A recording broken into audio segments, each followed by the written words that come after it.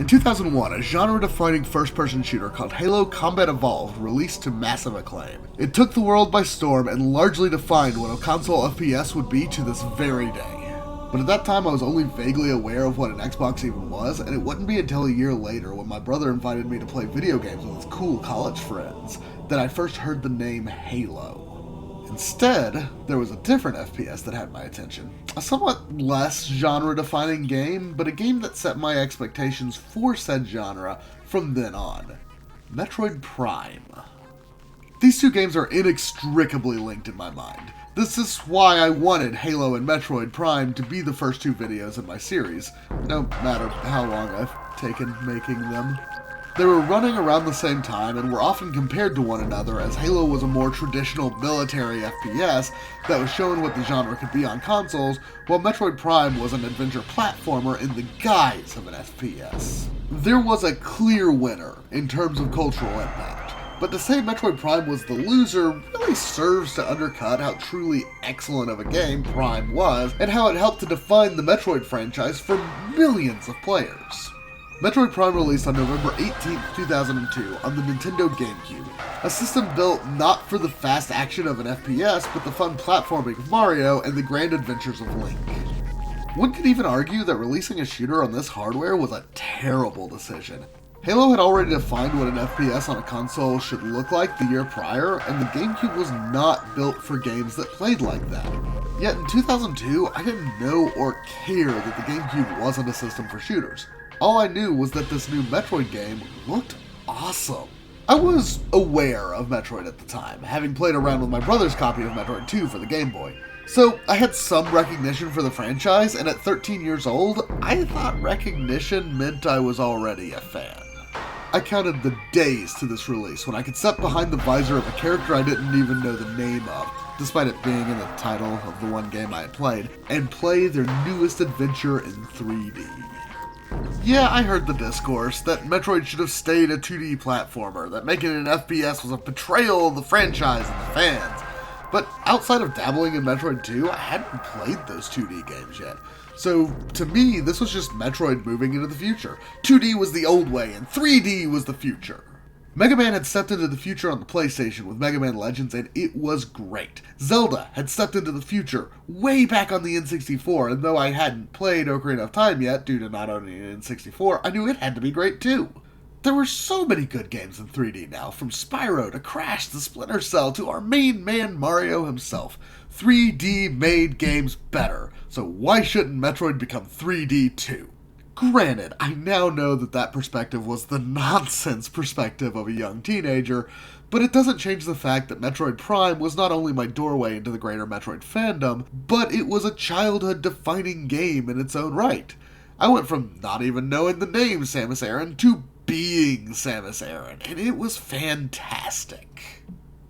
Metroid Prime would eventually find itself ported to the Wii, and even get a remaster on the Switch just a couple years ago. To say the game is well regarded is something of an understatement, and we even have a new entry coming out this December. As I said in my previous Metroid video, it's a great time to be a Metroid fan, and for me, becoming a Metroid fan started here in 2002 with the release of Metroid Prime. The game starts off in space, with Samus responding to a distress beacon that turns out to be a space pirate vessel called the Orpheon. The Orpheon, you find out from a log entry as you explore the ship, is one of the space pirate vessels that was on the planet Zebes during the events of the original Metroid on the NES. The ship escaped the destruction of the Mother Brain and the space pirate base and eventually stumbled upon this planet, Talon 4, and now, due to whatever happened that has left it as a derelict, this vessel has inadvertently summoned their great foe, Samus Aran, to the planet as well. The Orphan works generally as a tutorial, allowing you to familiarize yourself with how Samus controls. It introduces you to the combat and scan visors, as well as most of Samus's core abilities, the Power Beam, missiles, Morph Ball, and bombs. This is a well-handled tutorial area to the extent that, in my opinion, it reaches the coveted status of not being annoying to replay no matter how many times you've played this game. Importantly, it never stops you to explain everything. The tutorial pop-ups just appear on your visor as you move around and are very easily ignored on successive playthroughs. I don't really talk about tutorials because we all know they're annoying, most are not optional, there's really nothing new to talk about there. Yes, old man, I know how to catch a Pokemon, thanks. But Prime does something different. It uses the tutorial not only to explain the mechanics, but also give you a feel for the world you're stepping into. Samus has docked with the frigate of Samus's enemies, but the ship is in shambles. The very first thing you come across when you go into the ship proper is a large dead creature and a whole lot of fire. Something devastating has happened here, and Samus has to figure out what it is. When you navigate around the creature, you meet your first space pirate, who takes some shots at you, but is so critically injured that it can't aim correctly. It takes half-hearted blasts at you, but it's far from a threat, and honestly finishing it off seems like a mercy at this point. This is the feel through the entire ship. It's eerie and isolating, and the only living things are some kind of infestation of alien parasites and dying space pirates. You are just exploring a dead ship, occasionally picking off weak and dying enemies as you search for the cause of the disaster. Eventually you find said cause in the form of the Parasite Queen, who acts as your first boss, and yeah, it's the first boss. It goes down pretty easily, but it also gives you an idea of what bosses are going to be like in this game. They are big, scary monsters that go down if you shoot them in the weak spot enough. Very Nintendo. Okay, that's oversimplifying it. Specifically, the Parasite Queen serves as a tutorial on how to dodge and attack bosses. Samus is given a lock-on ability. I believe this is largely due to the fact that the GameCube controller simply isn't designed with shooters in mind. A good control scheme for a console first-person game involves two sticks so that you can independently control your movement and the direction you're looking. The GameCube controller, being built for quote-unquote Miyamoto games, as one developer on Prime put it, only has one useful control stick. Because of this, instead of being able to precisely aim your shots like you can in a game like Halo or Call of Duty, you're given a lock-on ability, and combat becomes more about your ability to dodge incoming attacks rather than your ability to shoot your enemy in the face enough times. This could result in overly easy fights, but Retro countered that by giving the bosses weak points that are the best way to deal damage. Scanning the bosses reveals the weak point, and once revealed, Samus will lock onto that, and the challenge comes from positioning Samus so that she has a clear shot on the weak point while dodging incoming damage. After killing the Parasite Queen, the ship begins to self-destruct. I assume because the giant bug that you just dropped in the ship's reactor caused a malfunction. And Samus makes a break for it, but soon she runs into a familiar face, Ridley, rebuilt from their first encounter in the original Metroid. Or, as I thought of it my first time through the game, having never played a Metroid game before, a cool cyber dragon that I couldn't wait to fight eventually. Ridley flies off and Samus makes her escape, chasing him down to the planet below, but unfortunately she loses track of Ridley and has to set off on foot. Now, to anyone who knows Metroid lore, they'd know that Samus is chasing Ridley specifically because she has this particular vendetta against him, but for me, I guess she just saw a giant space dragon and thought, shit, I can't let this thing live. This highlights a strength of Prime. It's a sequel, and it treats itself as a sequel, but it's still accessible to those who have never played Metroid before. Anyone who had played Metroid and Super Metroid before would recognize Ridley immediately, even with the new cybernetic enhancements, but for a newcomer like myself, he can exist mostly as Big Scary Space Dragon.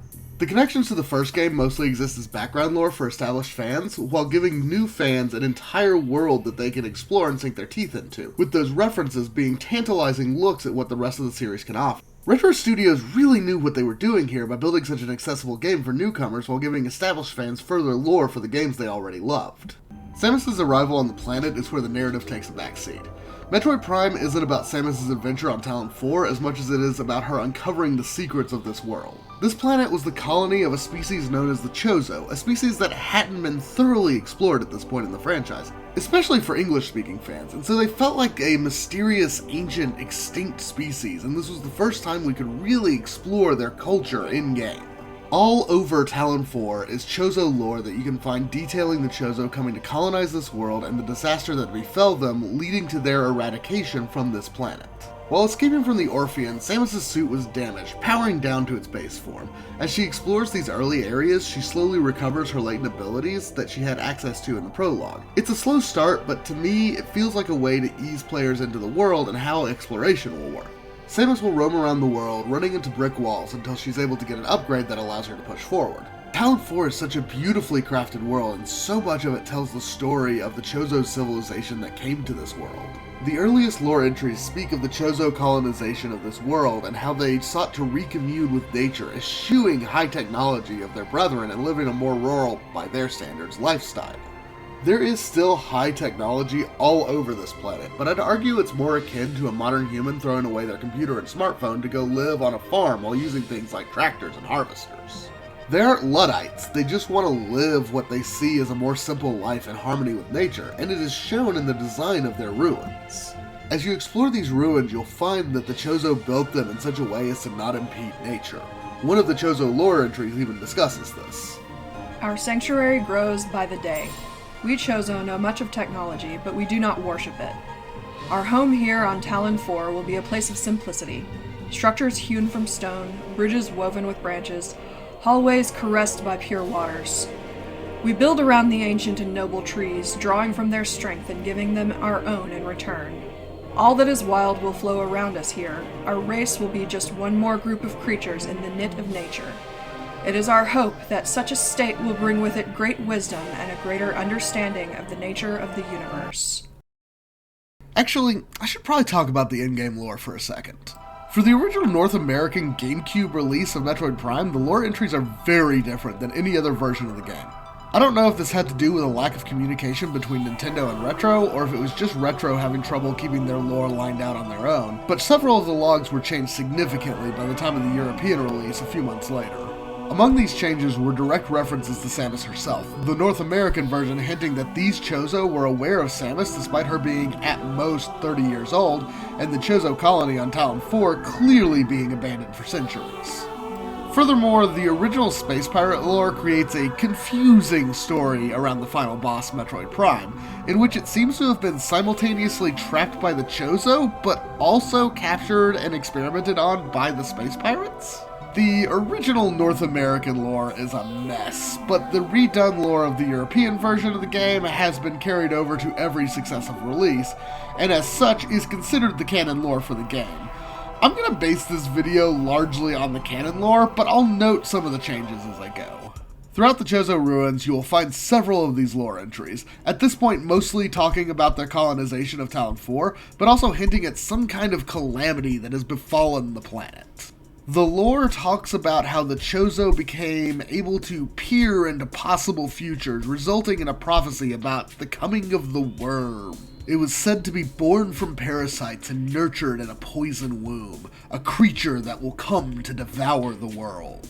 What wasn't prophesied, however, was the coming of a giant meteor which crashed into the planet and spread said poison across the land, killing and mutating the life that it touches. The bulk of the Chozo lore is understandably contained within these ruins, and it gives us a good look at the history of this world. It was a world that allowed the Chozo to connect deeply with the universe, but also a world on which they suffered a great calamity. The poison that spread across the land destroyed their peaceful society and turned their beautiful planet into a deadly hellscape. But the Chozo didn't simply roll over and allow the poison to claim their world. Instead, they fought back. Near the area where Samus landed her ship on the surface of the planet is the entrance to the final area of the game, the impact crater. This is where the meteor crashed into the planet, the aforementioned womb of the worm. The Chozo built a containment field around the crater, slowing the spread of the poison, and though they knew they wouldn't survive to cleanse the planet, they believed that a prophesied entrusted one would come to defeat the worm and cleanse their world of the poison. The canon lore is vague about who this entrusted one might be, only referencing that the Chozo believed someone would come to wield their weapons against the poison. In the original North American version, they explicitly say that they foresaw Samus herself, referring to her as the hatchling, coming to the planet. As with most of the updates to the lore in the European version and beyond, I prefer the more vague prophecy. It keeps the prophecy of Samus' arrival intact, but also allows the colony not to know about the Chozo on Zebes adopting Samus. In fact, it works much better with the likelihood that the meteor impacted Talon 4 well before Samus was ever born. Instead of knowing who Samus is, they peer into the future and see someone coming who wields a Chozo power suit, and so they prepare for said arrival by leaving behind weapons to aid her. As we explore the ruins, slowly regaining the upgrades we lost when the Orpheon exploded, along with learning the history of the Chozo on this world, we find various waterways that the Chozo talked about in their lore, but we find them to be toxic. So toxic, in fact, that it damages Samus through her suit. The source of the poison is a creature called Flagra, or Flagra? I don't know. This is the creature I think of as the first real boss of the game. It's far from the actual first boss. I mentioned the Parasite Queen already, and there are 2 or 3 other bosses you face for upgrades, but this one is the first one that actually exists to test the player. It's an arena with these devices that amplify sunlight, which it uses to feed itself. What you have to do is shoot the devices so that they aren't directing sunlight towards Flagra, causing it to collapse and opening morph ball tunnels that you can use to set it on fire with a bomb, damaging it. Each round has you juggling more and more devices, and by the end it becomes something of a frantic race to try to disable all 4 devices without it reactivating any of them in order to land the final blow. Upon its defeat, Samus gets the Varia suit back, as well as access to the next 2 areas, Magmor Caverns and Phendrana Drifts. This is when you step out of the Chozo Ruin-dominated areas of the planet into areas claimed by the Space Pirates. Magmor Caverns is home to a small outpost which I think is mostly there to guard access to Phendrana Drifts, which houses the Space Pirates research base, which itself is built on top of more Chozo ruins. The Space Pirates couldn't be more the opposite of the Chozo. They have come to this world looking for power and will do whatever it takes to get it. As the Talon overworld and Chozo ruins were filled with Chozo lore, the rest of the game is filled with pirate logs, and they paint an image of an organization with a dark heart. For one, where the Chozo see a poison tainting and devouring their world, the pirates see an opportunity. They discuss the poison in clinical and scientific terms, naming it Phazon, and are interested in its mutagenic properties for military purposes. These pirates have been experimenting on the local fauna and have even brought Metroids from Zebes to experiment on. This experimentation has resulted in what the Space Pirates see as great successes, though we only see a few of their successes here, such as Project Titan, a golem that the pirates created which is given a semblance of life by the Phazon, as well as 2 mutations of Metroids called Hunter Metroids, which extend a tendril to kill from a distance, rather than having to latch on directly, and Fission Metroids, which split into 2 Metroids that can only be hurt by certain beams, and no longer have their weakness to ice, and are the absolute worst. I should also note that while they have these 2 Phazon mutations of Metroids, their stock of regular-ass Metroids are much weaker than their Zebes counterparts in the original game.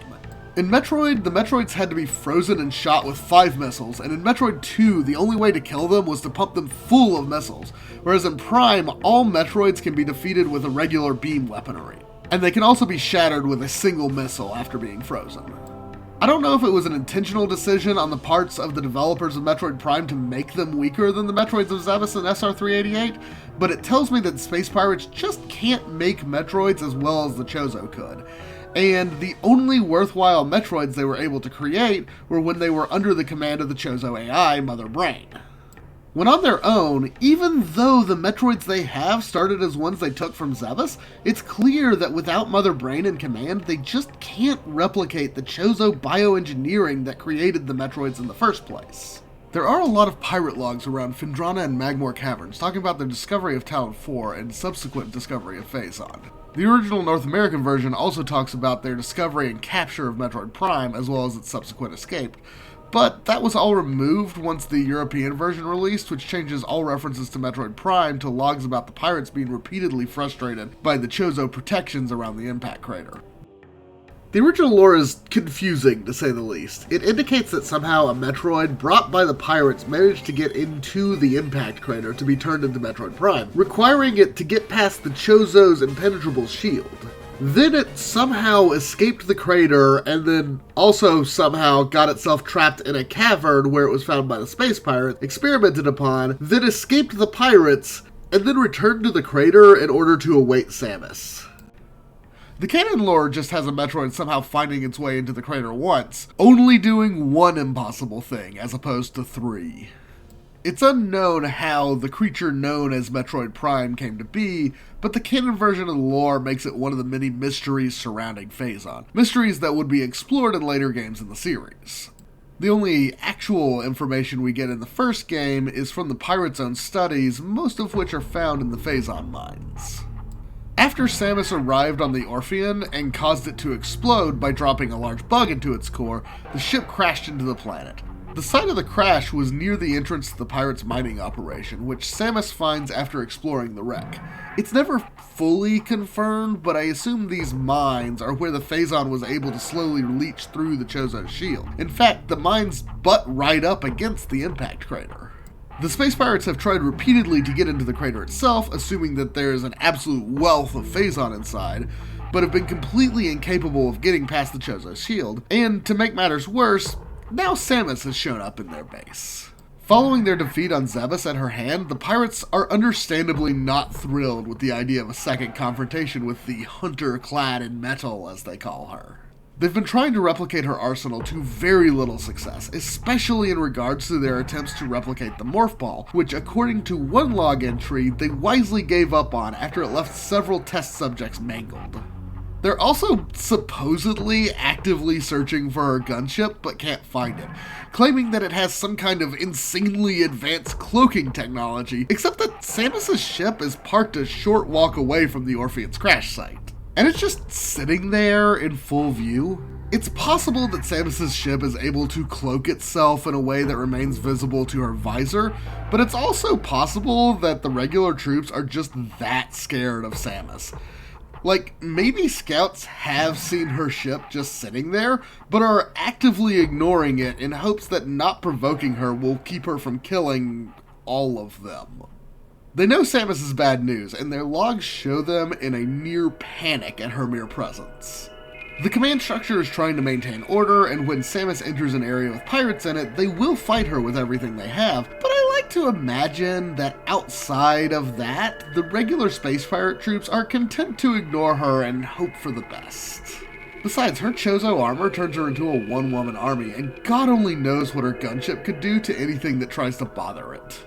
Though it may also just be sheer incompetence, considering the space pirates left the controls for the energy shielding protecting themselves from their Metroids in the Phazon mines completely unprotected, allowing Samus to just walk in and turn off the shields, causing the Metroids to kill all the pirates in the room. Who knows? I've been somewhat ragging on the pirates so far, but while they aren't remotely a threat to Samus, they are still an aggressively evil and dangerous force within the galaxy. This is told both through their own logs as well as some fairly impressive environmental storytelling. Their logs are written in a very terse and militaristic language. There's no time for any of the flowery prose of the Chozo because the pirates are here with a single-minded goal: power.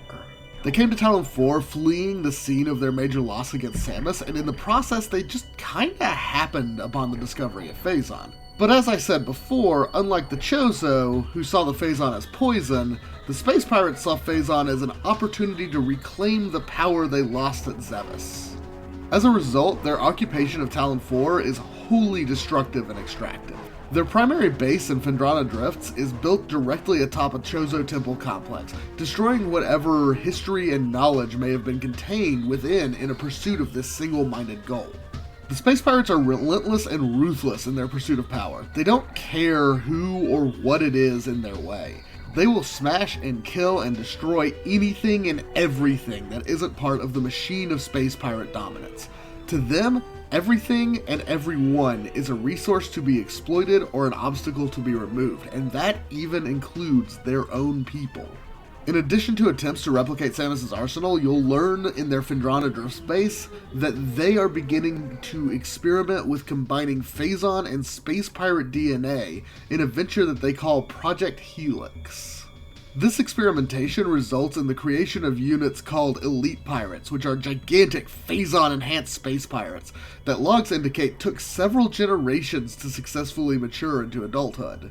Considering the fairly short time span between the original Metroid and Metroid Prime, I can only assume that they have a way of speeding up the maturing process of their own species, which really only adds to the nightmare of these people. They've hijacked their own reproduction to military ends. When you're born into Space Pirate Society, you're born as a weapon to be used and discarded as their command structure sees fit. You are denied the developmental era of childhood, the time when we become individuals, and instead are a product off a genetic assembly line, fast-tracked into maturity where you can be thrown into battle in order to assert the dominance of your species over the galaxy.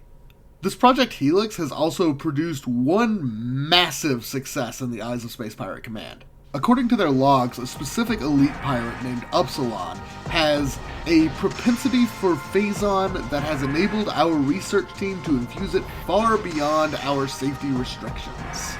Upsilon, or the Omega Pirate as it eventually comes to be called, is the main boss of the Phazon mines.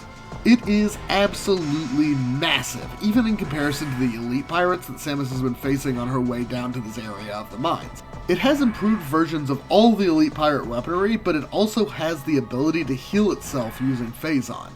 When Samus finally takes it down, it falls on her and melts into Phazon, infusing her suit with Phazon and creating the aptly named Phazon suit, which almost completely protects Samus from Phazon radiation and has the added benefit of allowing Samus to travel Phazon-covered areas. By this point, Samus has traveled all over the world learning about the fall of the Chozo as well as pirate operations. It's clear that she has to find a way into the impact crater and destroy the Phazon at its source, a task that can be accomplished now that she has this new suit. The problem is that the way into the impact crater is locked behind 12 artifacts scattered across the world. These are the keys to get past the impenetrable shield that the space pirates have spent the whole game whining about. You can get hints as to their locations early on in the game, allowing you to find a handful of them early if you're observant, but odds are you're going to be traveling all over the world to look for these, which brings me to the problem most people have with Metroid Prime: backtracking. In addition to the in-game artifact hunt, there are several times where the game will send you from one end of the map and back in order to get necessary upgrades. The most egregious of these is in the Phazon mines, where you have to delve deep into the mines in order to find the power bombs, only to be immediately blocked by a progression gate requiring the X-ray visor hidden in the Talon overworld. Getting the X-ray visor isn't actually progress though, because it just leads to another progression gate requiring the plasma beam from Magmor Caverns to get through. This particular bit of backtracking can be mitigated on subsequent playthroughs by just grabbing both the visor and the beam after getting the power bombs, but there are several similar moments of long-winded backtracking peppered throughout the game that can't be as easily mitigated. In fact, for a decent chunk of the games, Magmor Caverns just kinda becomes a region that you travel back and forth through as you hit progression gates in Phendrana, forcing you back to the overworld or the ruins. I do recognize intellectually that this isn't the best Metroidvania design, but the thing is, as with Halo's repeating corridors, I don't personally mind the backtracking. My first time through the game, I was so wrapped up in exploring the world that I had no problem wandering back and forth across it as I collected upgrades and hunted the artifacts. There were always new items to find, new lore entries to scan, new paths to open that kept me engaged as I roamed Talon 4. And the artifact hunt itself takes you across the map in your fully powered up form, which means that nothing is inaccessible to you, and this final trip around the world, figuring out the cryptic clues left by the Chozo, gives you a final chance to find any missed power-ups. Furthermore, on repeat playthroughs, you can find almost all of the artifacts as you go once you know their locations. People complain about this particular quest a lot, but I find it to be far from an annoyance. Hell, I still usually save most of the artifacts for last because I like to scour Metroid maps one last time before the final boss anyway, to pick up everything I missed. The exploration is what I'm here for, and it doesn't matter how many times I've explored this game in the past, I will always enjoy diving deep into it again. Don't get me wrong, it's not the ideal game progression, and I don't blame people for being turned off by it, but it just doesn't bother me. In exploring the world and learning about the Chozo's demise and the pirate operations on the planet, you may have forgotten what brought us here in the first place: Ridley. He makes one appearance to remind us that he's our ultimate goal in Phendrana, but after that, there's very little mention of him outside of some pirate logs. I honestly have no idea what he's up to and tend to forget about him by this point in the game. But he hasn't forgotten about Samus, and he attacks her the second she opens the way into the impact crater. I find it interesting that Ridley kinda drops out of the narrative altogether, and honestly can't decide if it's bad writing or not. But the way the experience comes across feels more like Samus came to Talon 4 specifically to hunt down Ridley, but found herself wrapped up in the greater mystery to the point that even Ridley drops out of her mind up to the second that he comes screaming back into it. For Ridley's part, I suppose he just decided to lay low and wait for Samus to open the way to the Space Pirate's ultimate goal, the wealth of Phazon hidden inside the impact crater. How very Ganondorf of him.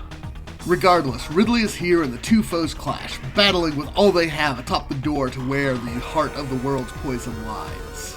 The showdown ends with the structure itself attacking and throwing Ridley to his apparent doom. He'll be fine.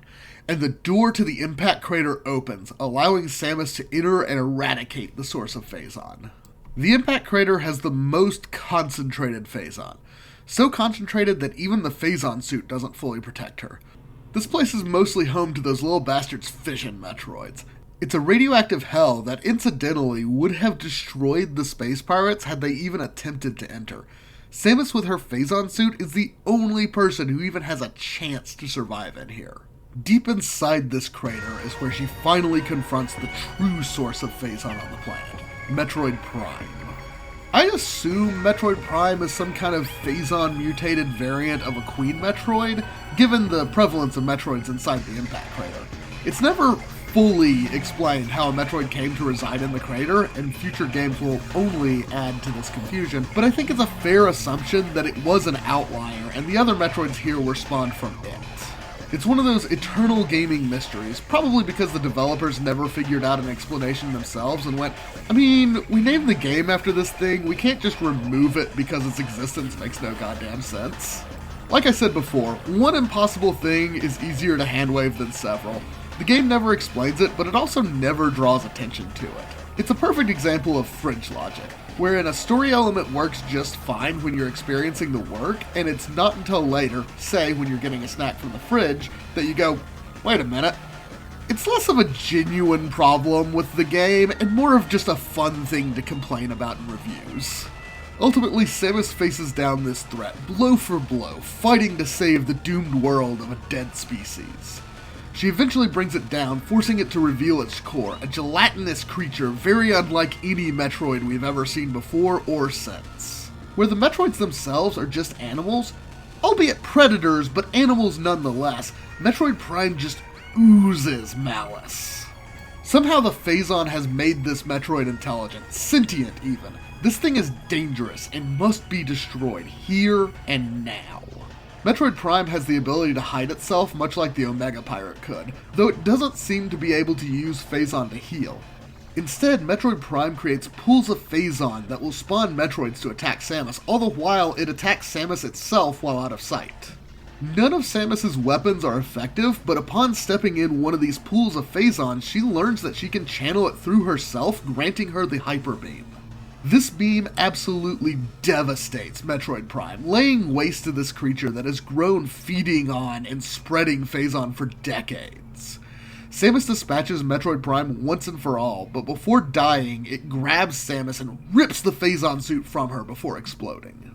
After the destruction of Metroid Prime, the crater and temple begin to collapse. Samus escapes and watches as the temple explodes before leaving Talon 4 forever. However, in the dark depths of the destroyed crater, a pool of Phazon remains, and out of that pool emerges a gauntleted hand.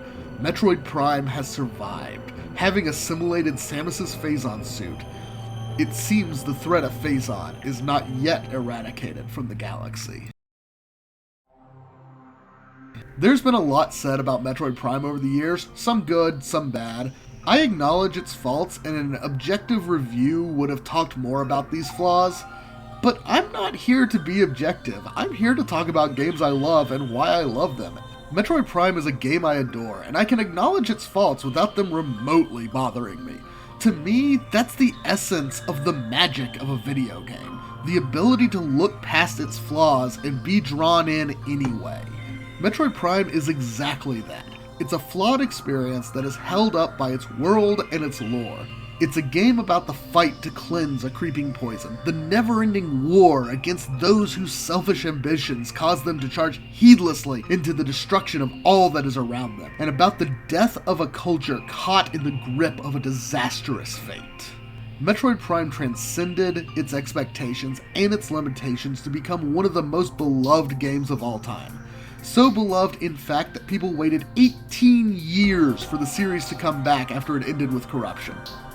This script is being written before Beyond's release date was announced, and I'm honestly wondering if it'll release by the end of 2025. Hey, future me, did it? But the sheer excitement around the sequel to a series that essentially ended back in 2007 really speaks to what Retro was cooking from the outset. Like I said, at the time of writing this script, Beyond doesn't even have a release date, despite the script having been written over the course of about half of 2025, and the game might be out by the time this video actually gets finished, and I have no idea if it's good or not. From where I'm sitting right now in August of 2025, Beyond has the potential to resurrect the Metroid Prime series, making it a powerhouse in gaming again. Or it might be a dud, created by developers who never came to understand what made Metroid Prime magic to begin with.